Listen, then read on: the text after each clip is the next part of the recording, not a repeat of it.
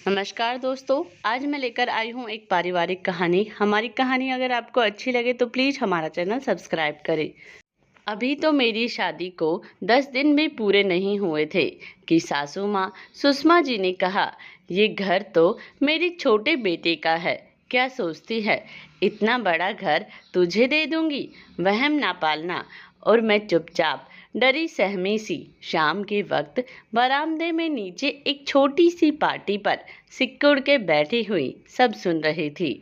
इतने में ही मेरे पति, जो कि अपनी माँ के पास ही बैठे थे, उन्होंने इशारे से वहाँ से खड़े होने के लिए कहा। मैं चुपचाप खड़ी होकर रसोई में काम करने लगी।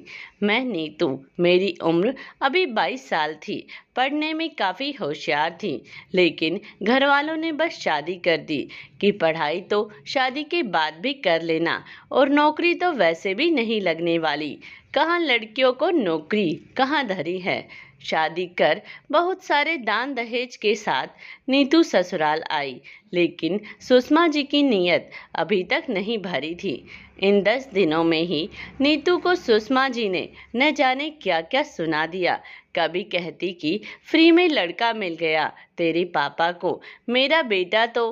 कभी कहती कि मेरे छोटे बेटे की शादी होगी ना, तब देखना तू, उसको इतना चढ़ाऊंगी कि देखती रह जाएगी। नीतू जब भी घर वालों से बात करती तो कुछ भी ना बताती, लेकिन घर बात करते हुए नीतू की आंखों के आंसू नहीं रुकते।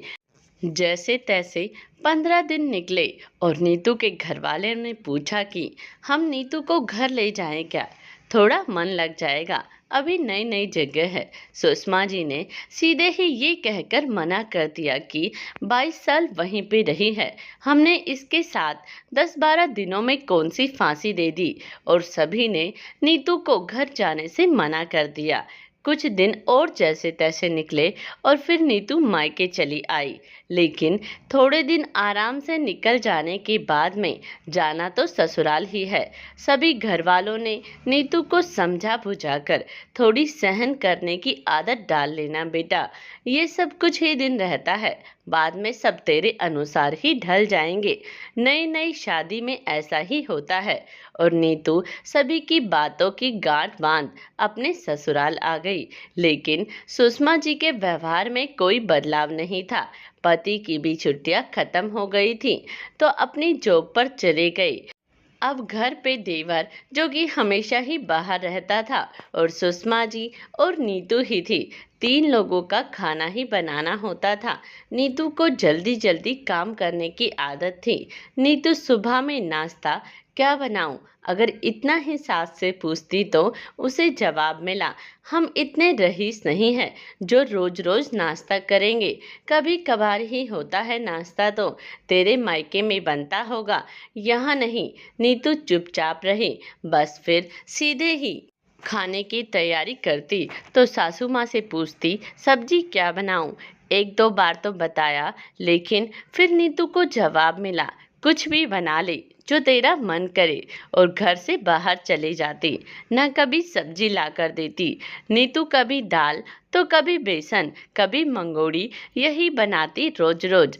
अब नीतू ने सुषमा जी से पूछना ही छोड़ दिया था, लेकिन घर में जब मंगोड़ी बेसन खत्म हुआ तो नीतू ने 2 दिन दाल ही बनाई। बस सुषमा जी का पारा भी चढ़ गया।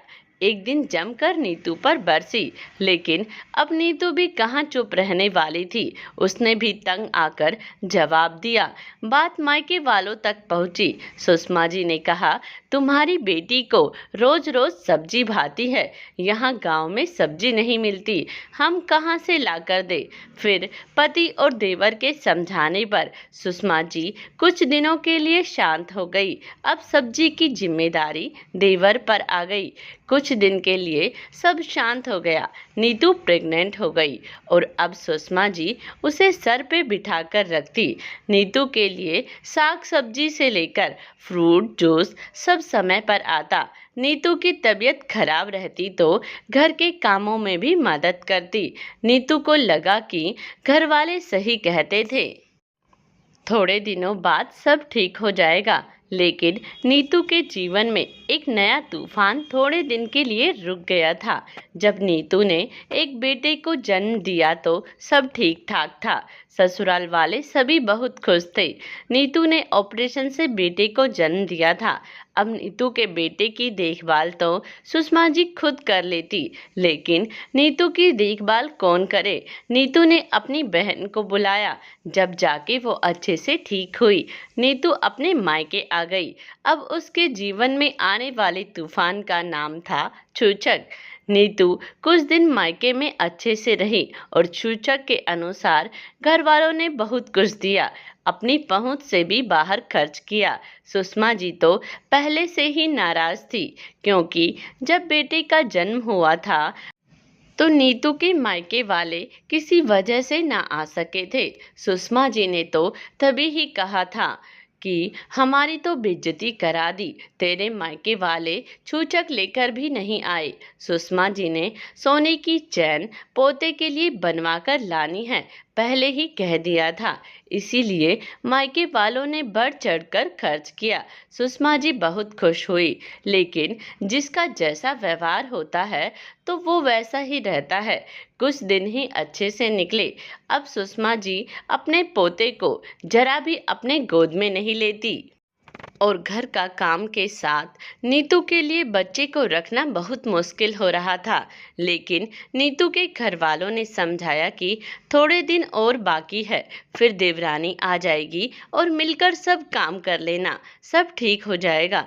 नीतू सुबह अपने बेटे के उठने से पहले ही सब काम कर लेती और शाम को भी जैसे तैसे नीतू किचन में साथ अपने बेटे को रखती और खाना बनाती। 1 साल का हो गया था बेटा और नीतू के देवर का रिश्ता भी सुषमा जी की पसंद से हो गया था। अब बस उम्मीद थी नीतू को कि हाँ, अब सब ठीक हो जाएगा। कहानी का अगला भाग जल्द ही प्रसारित होगा। क्या नीतू की देवरानी आने के बाद सब ठीक हो गया या सुषमा जी के व्यवहार में कितना बदलाव आया? कहानी के बारे में अपने विचार जरूर दें और प्लीज़ हमारा चैनल सब्सक्राइब करें। धन्यवाद।